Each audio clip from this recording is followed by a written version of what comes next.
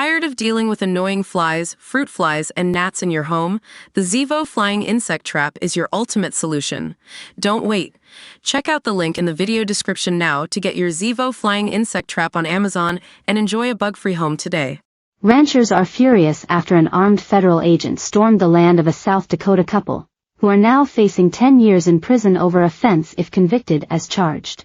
Charles and Heather Maud, both 39, of Caputa, were separately served grand jury indictments of alleged theft of government property on June 24 by Forest Service Special Agent Travis Lunders, who showed up at their door unannounced, armed, and full tactical gear, according to Cowboy State Daily.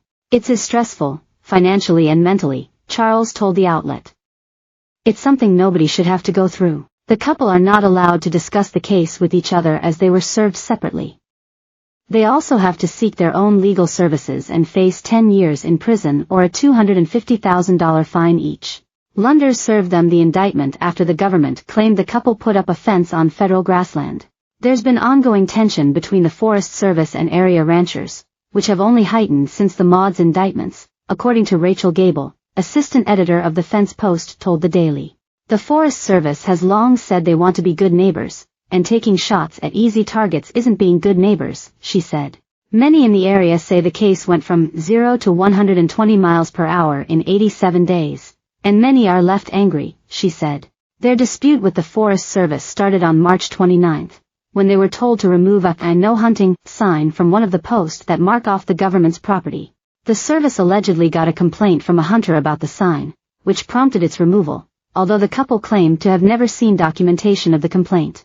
A little over a month later, the couple met with Forest Service District Ranger, Julie Wheeler, where it was decided the land needed surveyed to determine property boundaries, Gable told the Daily. 5 days later, Lunders showed up at the couple's property with a survey crew, without improving them prior. Wheeler had told the couple it could take up to a year before their land was surveyed. Then, on June 24, 87 days since the first dispute, Lunders showed up again with the indictments. The couple's troubles have even made their way up to Congress's Natural Resources Committee after Senator Mike Rounds wrote a letter to U.S. Secretary of Agriculture, Tom Vilsack. This action represents a direct conflict to an agreed-upon plan, wherein the landowners were working cooperatively with the USFS to resolve the issue, he told his fellow politician, according to Western Livestock Journal, WLJ.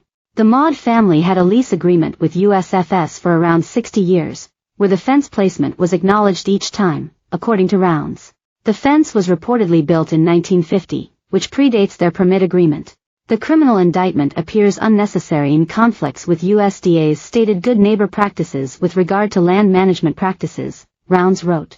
He said the Forest Service's actions are an overzealous prosecution of a ranching family in my state. The National Cattlemen's Beef Association Public Lands Council, PLC, also issued a statement, saying the Forest Service and U.S. Attorney's Office had maliciously targeted and prosecuted these family ranchers, and it's clear that if this can happen in South Dakota, government outreach can happen anywhere, according to Western Livestock Journal. This case is a prime example of what can happen when federal agencies view ranchers as enemies, rather than partners, PLC President Mark Rober said, according to WLJ. "I urge the U.S. Forest Service to rethink their plan to slap handcuffs on these hard-working ranchers and instead pursue an alternative resolution to this issue." Charles's family has been ranching since 1907 when Thomas Maud purchased the land, according to the family's website. Charles purchased some of the land in 2002 at the age of 17, and a year later, when his grandfather died, he purchased the rest with the help of his parents. A GoFundMe for the couple has been set up to help with their separate legal fees. The Maud family has owned the U.S. Forest Service allotment in question since the Forest Service came into existence and has managed that same land since 1913. The family has never been advised it was violating any rules, and to this day the family maintains its grazing agreement.